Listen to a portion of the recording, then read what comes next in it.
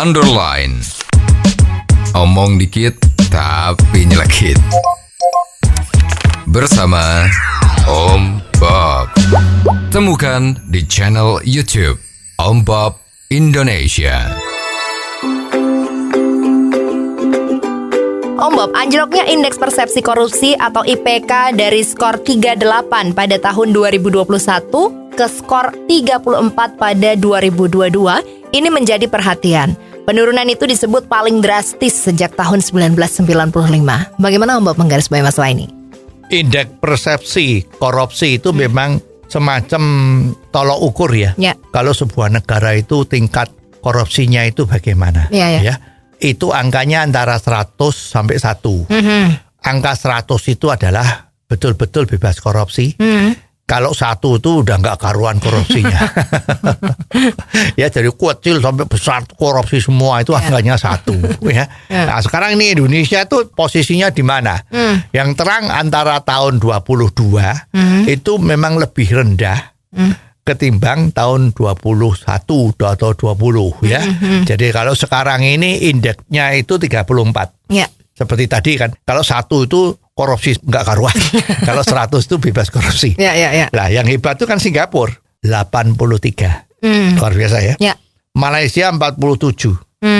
Vietnam dan Timor Leste Indonesia kalah loh. Ya, Timor Leste yang baru merdeka kemarin itu 42. Thailand 36. Ya. Jadi kalau di Asia Tenggara ini Indonesia paling jelek 34. Ya. Wah, padahal negaranya paling gede. Ya, suaranya paling keras. Ya, KPK luar biasa ya. Ya, kalau negara lain tuh rasanya berita-beritanya itu nggak ada itu. Ya, tapi kalau Indonesia KPK tuh memang luar biasa. Ya, suaranya keras sekali ya. Nah, sekarang memang perlu dipertanyakan. KPK sudah sedemikian lama itu kenapa indeks persepsi korupsinya ini kok bisa jatuh? Ya kan kita malu ini. Kok bisa kalah seperti ini ya? Apa kita nggak malu kalau kita jalan-jalan ke luar negeri, apalagi sekarang PPKM jadi buka? Nah, terus kalau ada yang tanya, loh kamu dari mana yang turis? Oh saya dari Indonesia. Oh Indonesia, indeks korupsinya kok paling rendah ya dari negara-negara ASEAN. Kita malu nggak? Nanti jangan-jangan dia nganggep, oh ini kamu turis dari Indonesia, ini hasil korupsi. Iya kan? Ini kan malu-maluin. Ya sebetulnya yang perlu sekarang kita telaah itu kira-kira itu di mana? Kok kita bisa indeks korupsinya turun merosot sedemikian besar? Ya ini ada yang ngomong nih. Satu, sekarang kalau sepertinya KPK itu mempunyai misinya lebih baik mencegah daripada melakukan penindakan. Maka di sini mulai lebih dikonsentrasikan bagaimana menciptakan literasi. Bila perlu bagaimana itu seperti penyakit yang lain kan, bagaimana melakukan semacam pembinaan, seminar, workshop, bagaimana mencegah korupsi, bagaimana menyusun anggaran supaya tidak dikorupsi, lebih banyak seperti itu, mencegah. Dan penindakannya itu kelihatannya juga sekarang sudah mulai bisa dihitung pakai jari. KPK menangkap atau OTT itu kapan itu sekarang sudah nggak banyak. Dan yang sangat disesalkan juga garis atau grafik beratnya hukuman yang diterima oleh seorang residivis atau seorang koruptor itu tiap tahun makin lama makin turun, nggak makin berat tapi makin turun. Nah, ini apakah menjadi salah sebabnya itu? Jadi efek jerahnya nggak ada. Terus ada juga sepertinya kok yang ditangkap itu korupsinya yang kecil-kecil. Cuman berapa ratus juta, sedangkan yang ratusan miliar ini kok nggak pernah ada. Nah itu juga perlu dipikirkan. Ya. Dan juga ada yang ngomong nih, ini juga karena akibat dari undang-undang KPK yang dulu luar biasa. Sekarang undang-undang KPK itu kan sudah direvisi. Di mana aturan-aturannya itu menjadi tidak sehebat zaman dulu.